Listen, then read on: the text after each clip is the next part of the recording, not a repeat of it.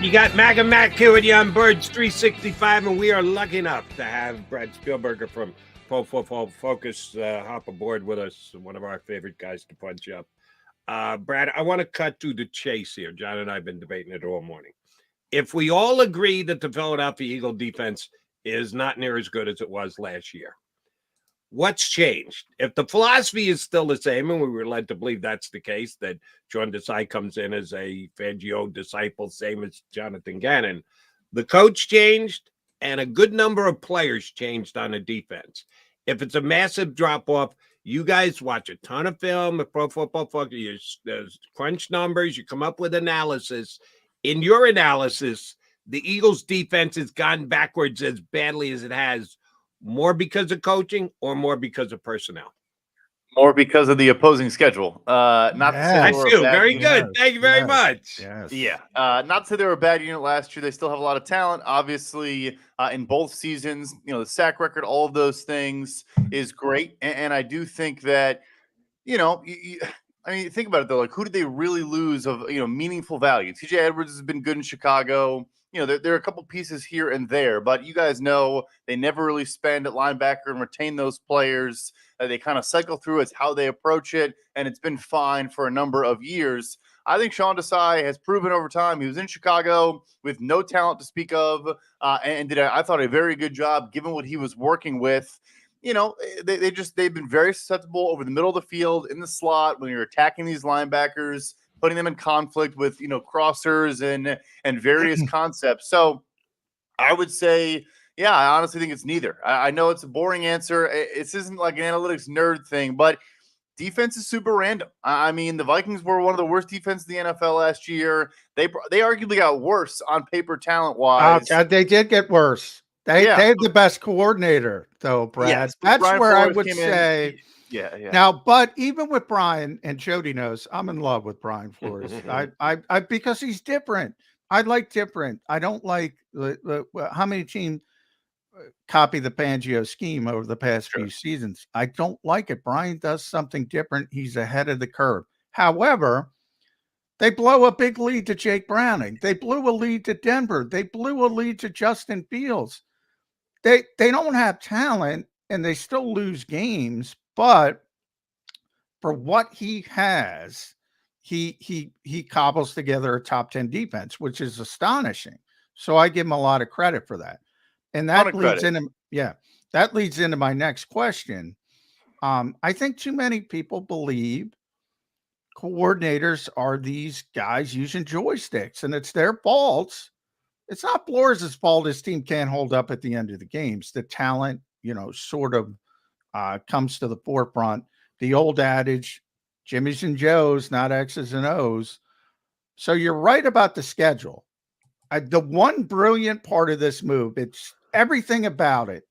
The Eagles changing coordinators in name only seems panicky, except they're getting better over the last month of the season because of the schedule. So Matt Patricia is going to look better, right?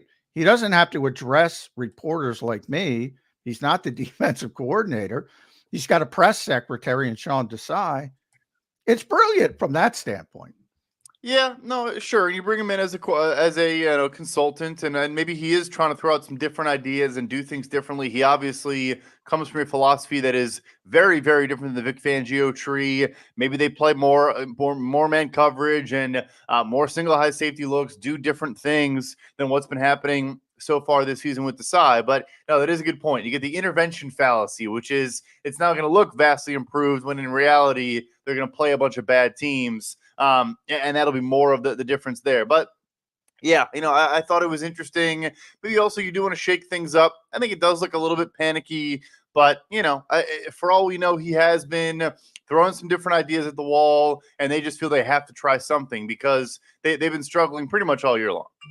All right, we know that Darius Slay is not going to play for the Eagles tonight. I'd have arthroscopic surgery. How many weeks he's going to miss to be determined. They surely didn't put him on IR.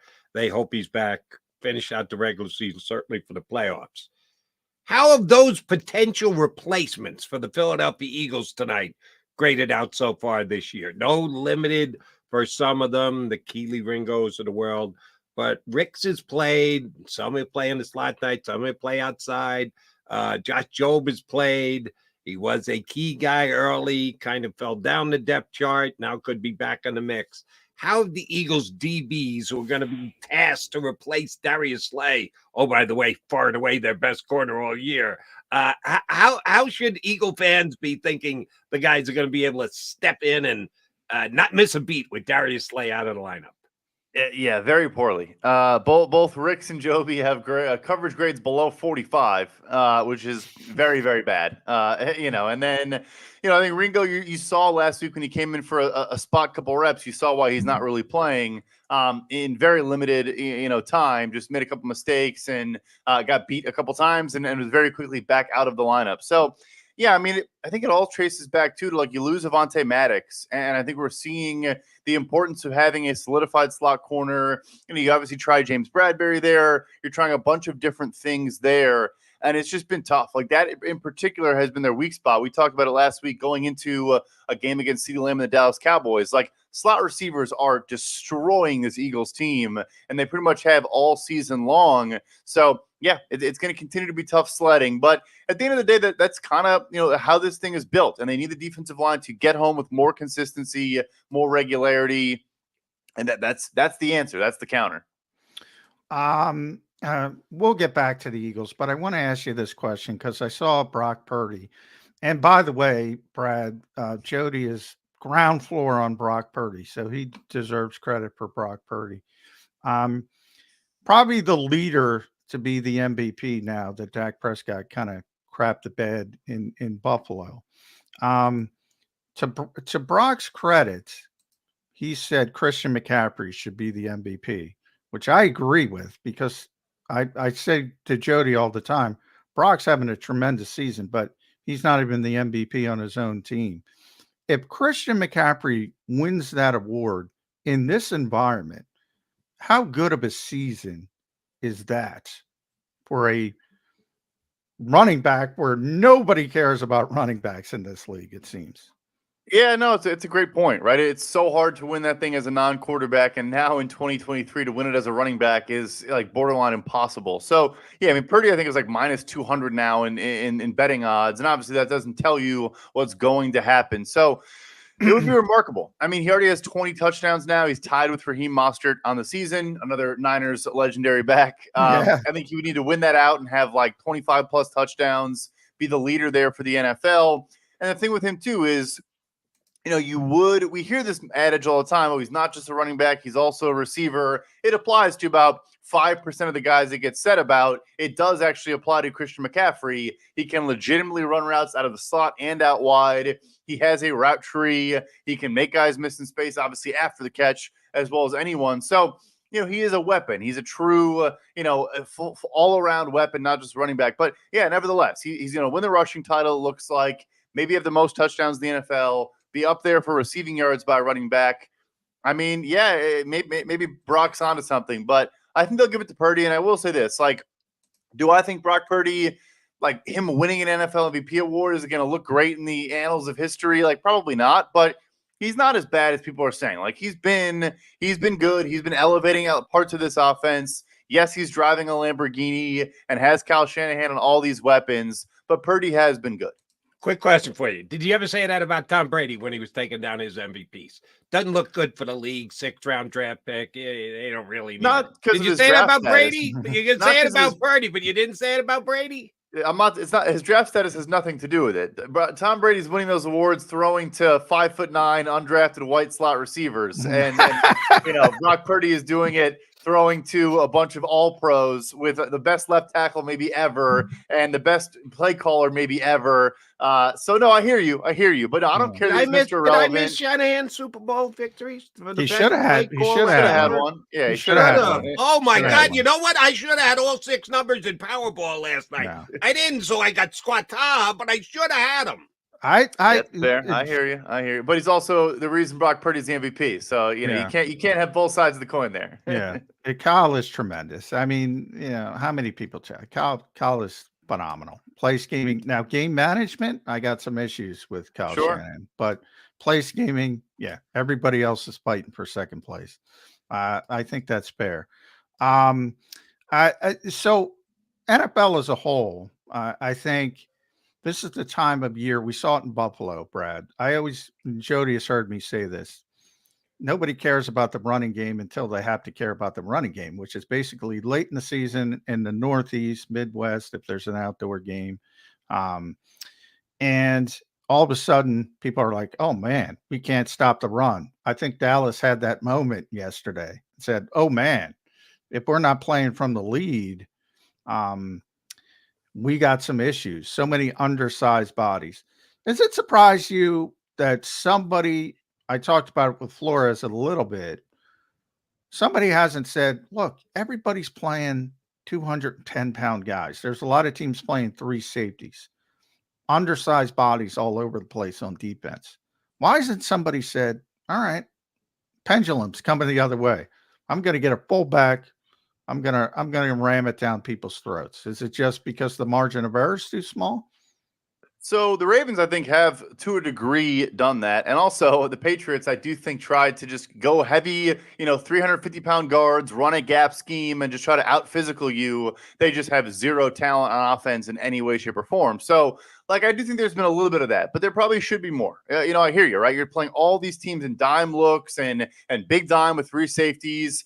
I mean, the Cowboys are playing a bunch of safeties at linebacker now. Like you have Marquise Bell and Wanya Thomas and these guys that are 210 pounds that are their starting, linebackers. And you saw, there was a play where Deion Dawkins, the left tackle for the Bills, drove Wanya Thomas 20 yards downfield on a run where James Cook ended up at the goal line. So yeah, no, it's a fair question. And obviously Buffalo, we wouldn't put in that bucket, but I think Joe Brady has realized that offensive line is playing really well right now. Mitch Moore's healthy at center. Connor McGovern, their addition at left guard from Dallas. They've been playing some bully ball, and Cook has been really, really good the last month. So I think we are going to see that counter punch. I would say the reason maybe we don't see it as often is because that style of offensive lineman doesn't exist in college football anymore either. True. There are some. That's true. Yeah, you can go to some schools that still do it. Michigan obviously still does it, but 295-pound zone offensive linemen are who you're drafting. But yeah, I think we'll see more of it as time goes on. All right. John mentioned about the Buffalo Bills running the ball down the Dallas Cowboys' throats. Nod to the Buffalo Bills for coming in ready to do that yesterday. But the defense also played pretty damn well for the Buffalo Bills yesterday. Cowboys got an, by the way, touchdown. It was 31-3 at one point. It's just complete blowout. And I'm checking the box score, and CeeDee Lamb had 10 targets yesterday for 53 yards. But we saw what he did against the Eagles. Not once, twice this year. He lit them up. A guy who I tried to implore the Eagles to acquire was Rasul Douglas, who was available on the open market. The Packers were making him available. The Bills got him for the equivalency of a fourth-round draft pick. How did Douglas match up yesterday in the slot against CeeDee Lamb? Looks to me like he shut him down. How has he played and graded out since he became a Buffalo Bill? So he does play some in the slot. I think you probably saw more Teron Johnson, and Douglas got him when he came outside. But I saw him play him on a couple of plays yesterday. No, definitely. No, he definitely did. He definitely did. You're not wrong. He does have the inside-outside ability. Did it in Green Bay as well. He's been exceptional. His grade for this pass game is not out yet, but I'm imagining it's going to be strong, and he'll have an 85-plus coverage grade since he joined the Buffalo Bills at the deadline. Yeah, no, he's been awesome. He was a perfect fit in the zone-heavy scheme in Buffalo. And I do think that inside-outside ability, like the Eagles have tried with the James Bradbury, for example, it's been huge in a lot of matchups for them where they're facing some teams recently, even if it's a tight end like a Travis Kelce in Buffalo, they're facing teams where a top target is a guy that primarily lines up inside. But no, he's had ball production. He's been sticky in coverage. It's been as seamless a transition for a DB, at the deadline as I've seen in a while. Sometimes defensive linemen show up and it's like, hey, go tackle the quarterback. It's harder for a DB to come in and learn a whole scheme and all that. And it's been seamless for him since day one. So you're suggesting that the Eagles would be better off tonight having Rasul Douglas play outside, replacing Darius Slay than Rick or Ringo? Okay, I would certainly say that is the case. Yes. Yeah. Now I would say that how he swung and missed on that one. I'm sorry. He was out there to be had.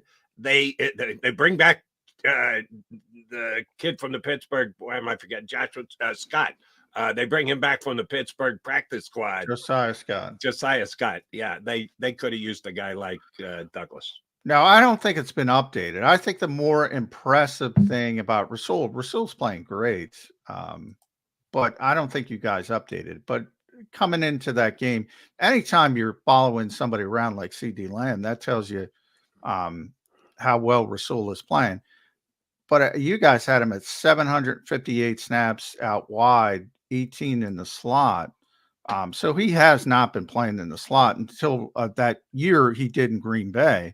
But then Green Bay moved him outside. He's an outside corner. I'll just say about how he wasn't looking for an outside corner. He was looking for a nickel corner.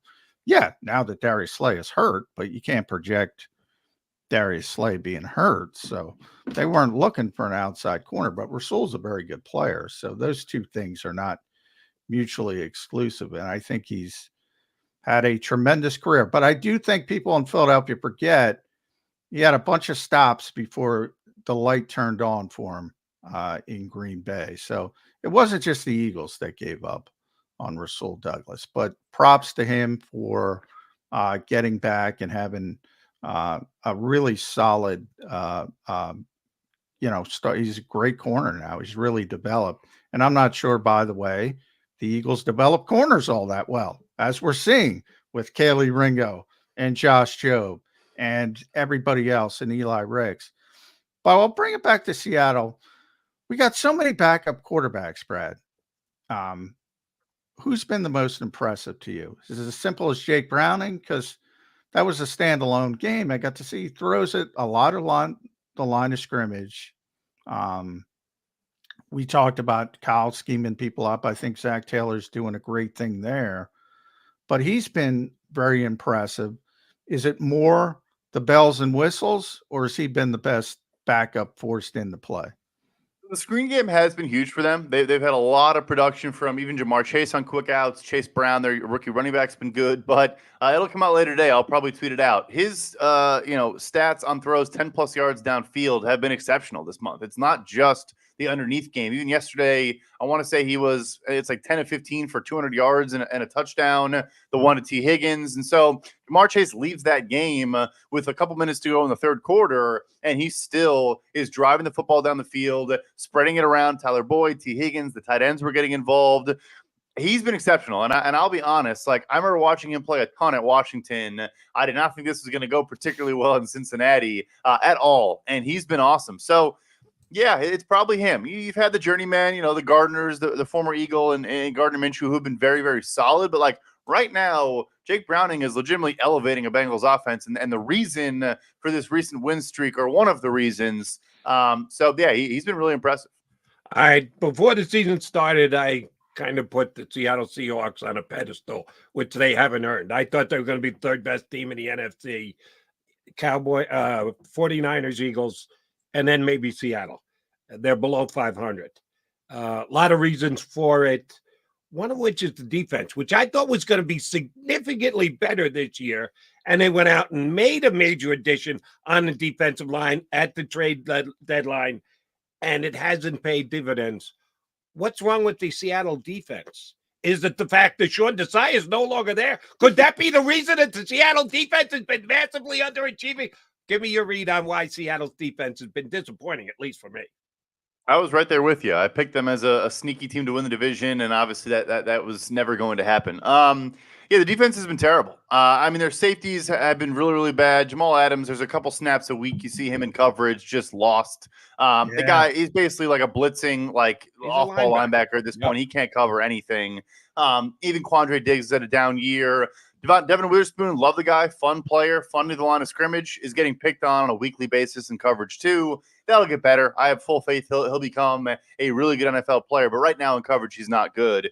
Jordan Brooks has been good. Coming back from the ACL tear has been remarkable, but still a guy you can pick on. Bobby Wagner, good run defender, good side on the sideline, not the coverage player he once was. And the last key piece is really the defensive line loses Uchenna and Nwosu, their best pass rusher by a comfortable margin on the edge. Boye Mafi's been good, kind of a second-year breakout type player, but they just don't get pressure consistently enough at all. Draymond Jones, you pay him a ton of money in free agency. He's been average. Leonard Williams, I get the trade at the deadline, I suppose. The price was way too high.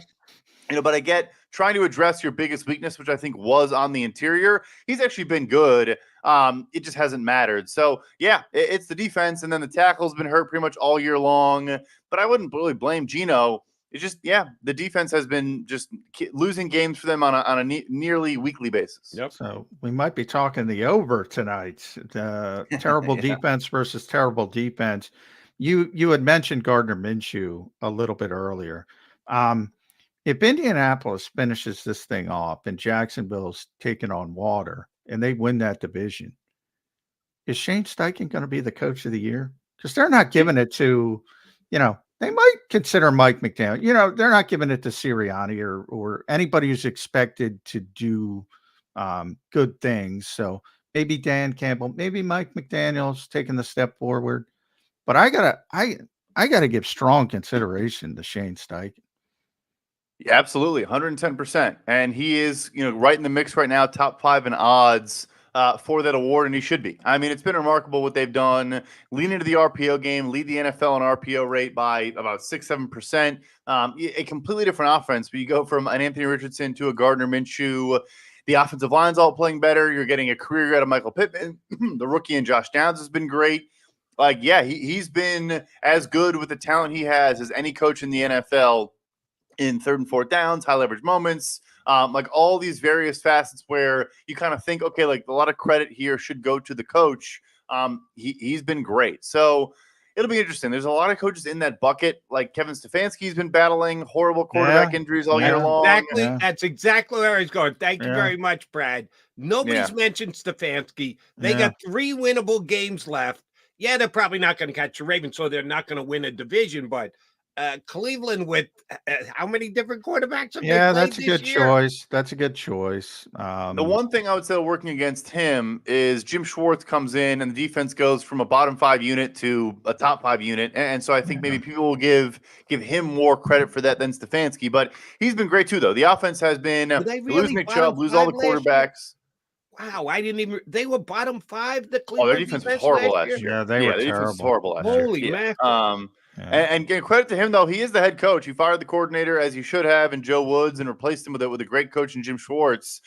You're seeing other teams not do that. Like a Matt Canada in Pittsburgh, like a Joe Barry in Green Bay, who just got bullied yesterday by the Buccaneers. So, but yeah, I think it's a good point how you never give it to a coach that you think deserves it. I wonder if a Shanahan or McDaniel can still just break through and win it. Because there are so many of those coaches where it's they battled injuries and they're a wild card plucky team. It's but also Kyle Shanahan's team might be the most dominant team in the league. We'll see. Yeah. All right. Last one for me at PFF_Brad. Brad Spielberger does a tremendous job. Read him at Pro Football Focus over the cap. Best contract guy in the business. So as you get ready for free agency, keep an eye on his contract predictions. So many of those are right. I'm very impressed by that, Brad, by the way. I got to talk about your club, the Chicago Bears. Well, I don't know what to do if I'm Chicago. It's Justin Fields, I think, would be so much better with a different coaching staff and a better offensive mind. And do I really want to start over again with Caleb Williams or Drake May? Is it that much better? How much have they set Justin Fields back? Or some people say you should keep Eberflus. I can't imagine. And Luke Getsy, I can't go that route. What are the Chicago Bears going to be? They're so interesting because they have 2 of the top picks in the draft. Yeah, 2 top 5 picks as of right now with a big loss yesterday to Cleveland. Yeah, I mean, look, did they set him back? Absolutely. He had the worst supporting cast in the NFL in 2021. I would say even worse than what Bryce Young is dealing with right now. And so then, 2022 was marginally better, but still not great. Yesterday's first half, I think, was one of the better halves of football I've seen him play. Getting the ball a bit faster, throwing over the intermediate, throwing over the middle of the field. I mean, he should have had a touchdown of Robert Tonyan. He had an awful drop Tyler Scott, the rookie, had an awful drop in this game. I mean, Darnell Mooney probably should have won the game on the Hail Mary. You know, obviously kind of a fluky random play, but he still probably should have caught the ball and won the game. So it's interesting. It's not on the football field. I could see the argument for sticking with him. It's just about contracts, right? It's like he's going into his 5th-year option decision this offseason. If Carolina gives you the 1st or 2nd overall pick, you just have to reset the counter and attack now and say, now we're going to give a guy a phenomenal surrounding circumstance. You had DJ Moore. You add a, Malik Neighbors, Romeo Dunze type player with your own pick. The offensive line, I think, actually is playing good football now, finally, that they're healthy. You just have to. But, yeah, I mean, Luke Getsy, no, he's gone. Fire him into the sun. Credit to Eberflus. The defense has been legitimately good the last 6-8 weeks. Like they really have. And it's a lot of young players developing before our eyes. There's a ceiling, right? He lost in the game. He's conservative, and a lot of these close losses they've had have been his fault. So I think he's a good developer of talent. There's just a limited ceiling in what he can accomplish. I think you're going to see new quarterback, new coaching staff, and just start this whole thing over, hopefully for the last time, but way more draft picks, way more cap space. Like Fields, what he inherited was a disaster. The new kid's going to inherit a pretty good situation.